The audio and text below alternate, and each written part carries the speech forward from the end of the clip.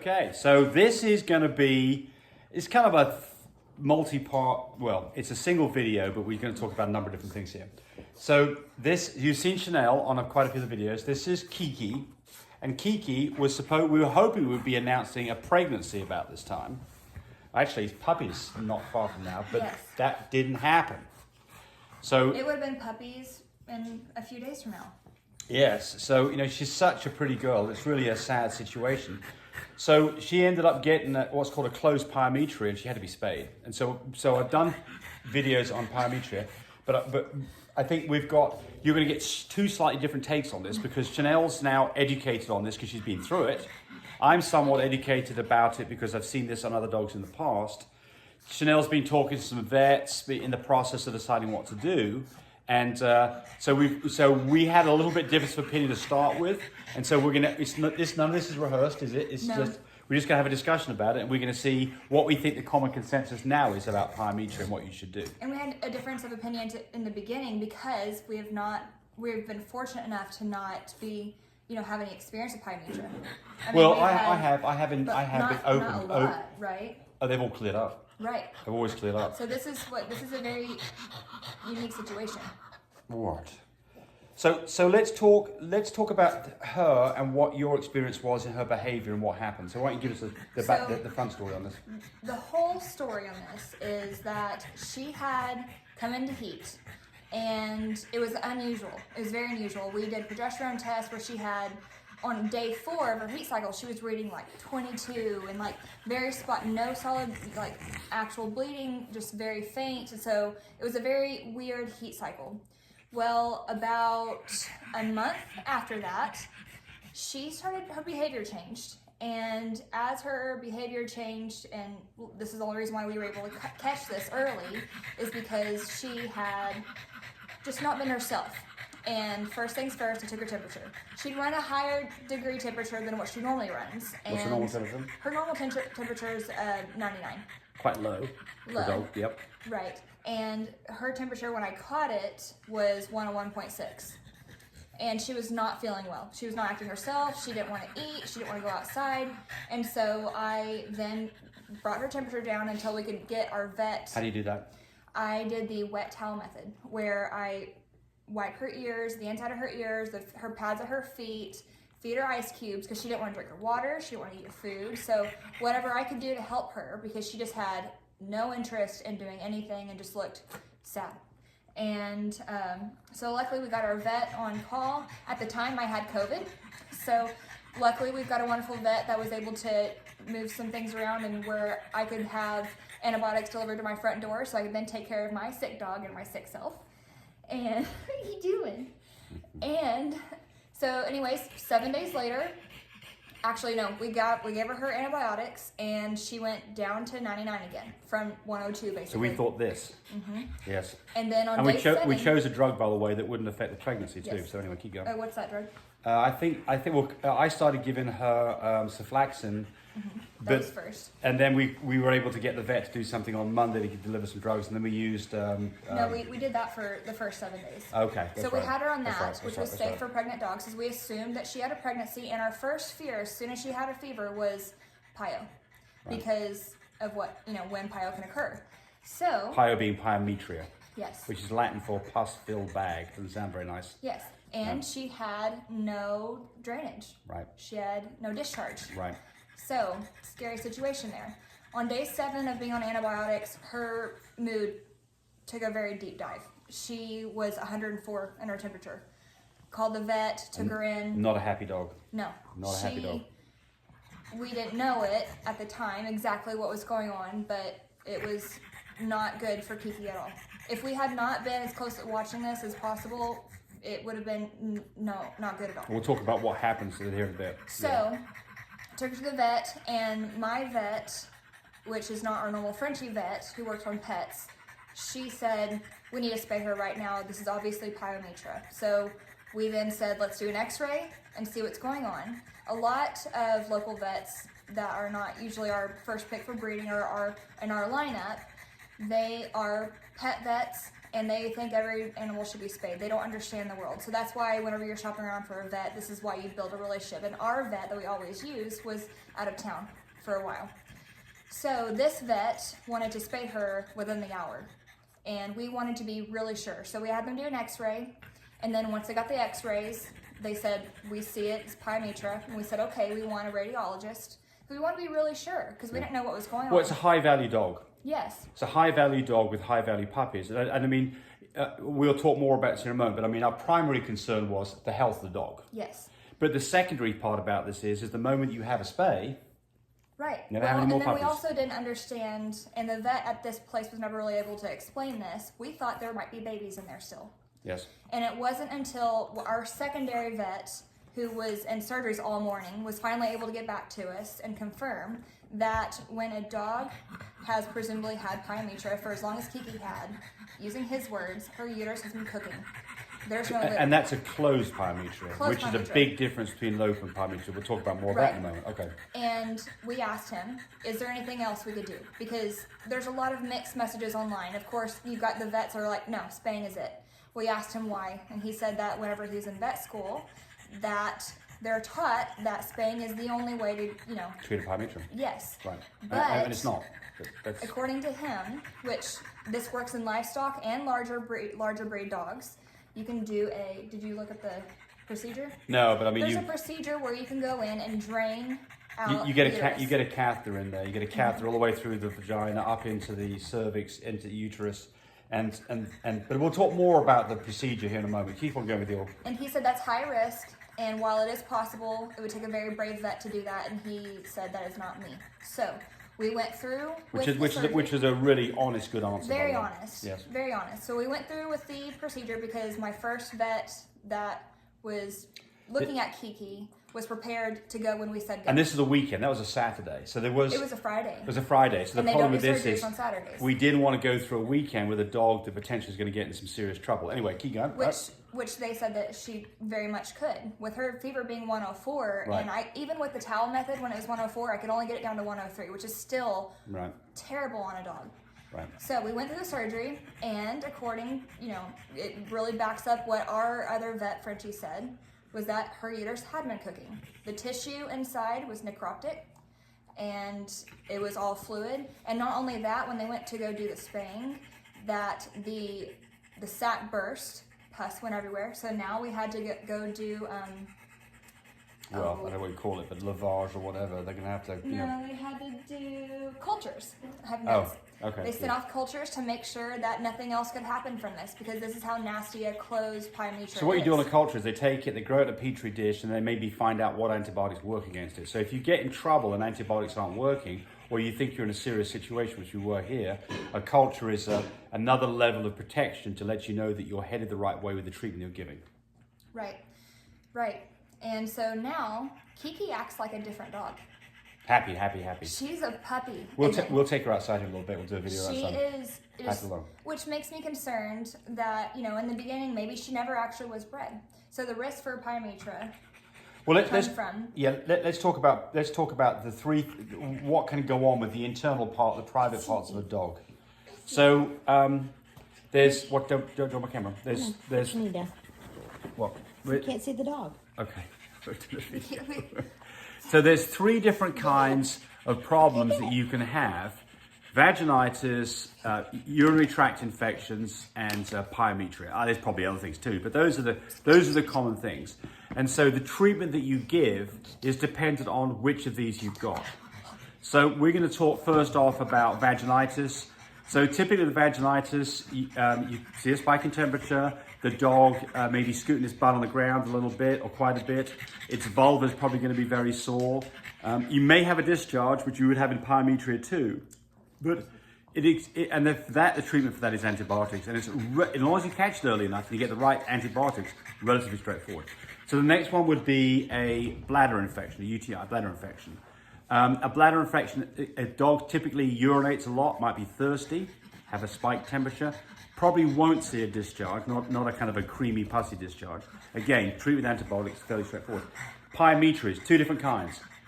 An open pyometria and a closed pyometria. She had a closed pyometria, which means that the opening to the uterus is closed up completely. And so all the purulent, nasty stuff in the uterus is cooking away with no way to escape. Versus an open pyometria where the fluids are draining out and you see a nasty, creamy, pussy, white type discharge, might be smelly. That one is a lot more treatable. So now let's talk about temperatures. I used to say to people a temperature of 101.5 or above is a concern. I may have been wrong on that. It may be more the temperature is 102.5 or higher. All the dogs that I've ever taken temperature of, their temperature are typically in the hundreds, but apparently that's not true. So that needs to be revised. And Which, for us, we know what her temperature is because she stays at home with us. She's 99. She's 99. Yeah, so she was obviously on the temperature. Always. Okay, so now let's talk about what you should do with pyometria. Well, the first thing is, if you're not going to have any puppies from the dog, spay her. There's no reason to have a uterus in there in the first place.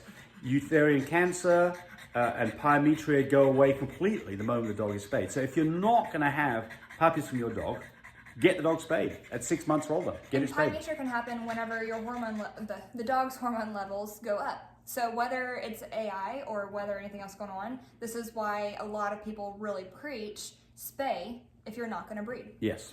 So pyometria is more common in dogs that have not been bred before or their first heat cycle. They're more common.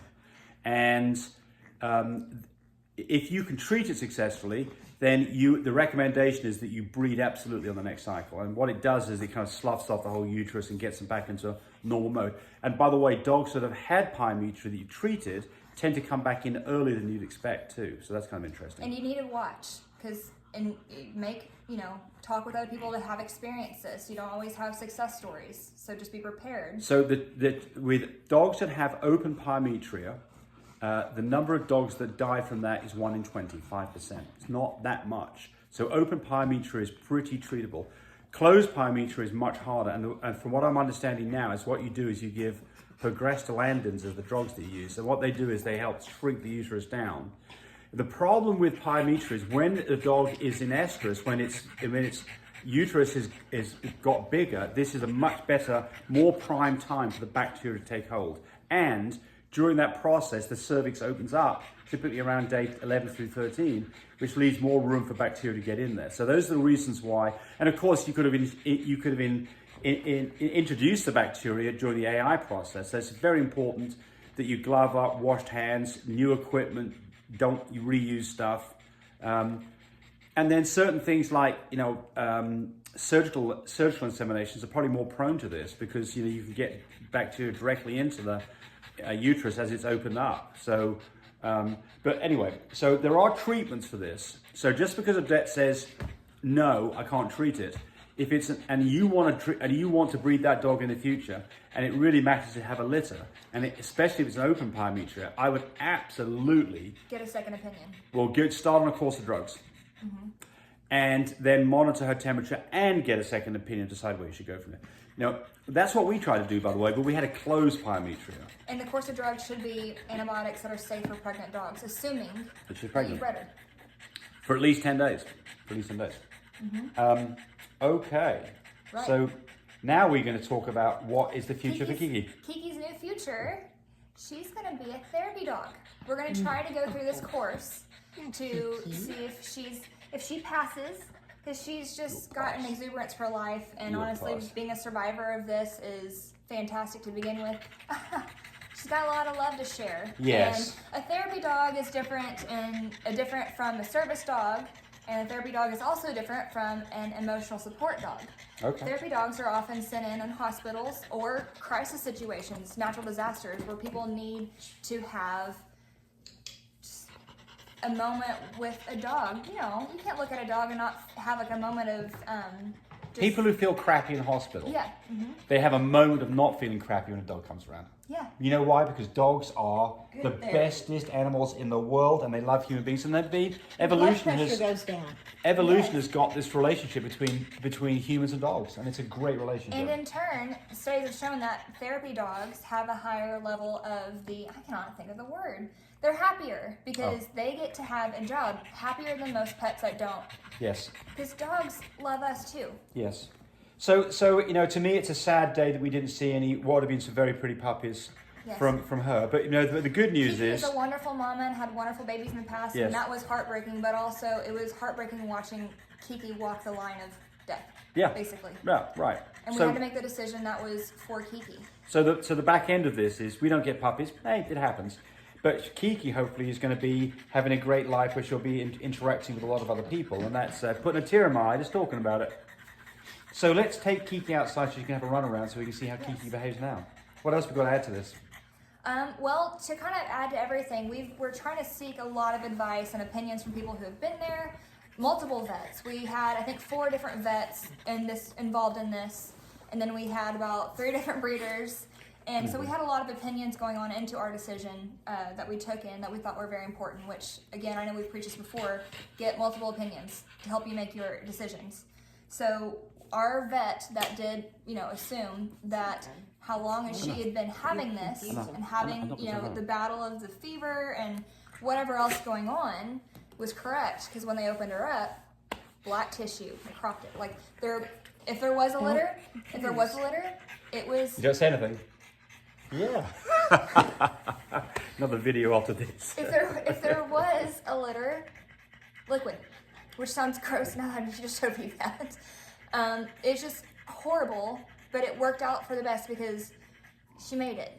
She made it. She's a beautiful dog. And she's such an affectionate dog. Let's go take her outside. Let her run She's a around. little grizzly bear She's hot right junior now. Yes. daughter. Yes. Yes, she is. She comes from England, the UK. Debbie Hart. Debbie Hart in England. Yes, Which, yes. and Grizzly Bear Jr. She's been with us for what, Yeah. 2.5 years? Grizzly Bear Jr. passed away this past Grizzly year. Bear Jr. passed away this year, Yeah. and Kiki's no longer to pass on the Kiki genes. Yes. So Yeah. Hey, it I happened. was though. sure hoping. Man, I there's a had my lot of- heart broke. a lot of tears that day. Oh, yeah. A lot.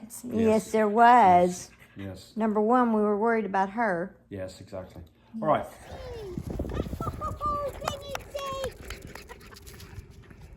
Now go back to Mama.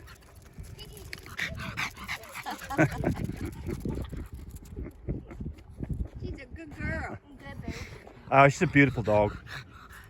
Beautiful cat. Beautiful, nice, short little thing. Looks like a little bread box. But besides, Never met a stranger. yeah, Oh, that's a mermaid pose. yeah. Yes. Mermaid Kiki. Okay. Come here, Mama.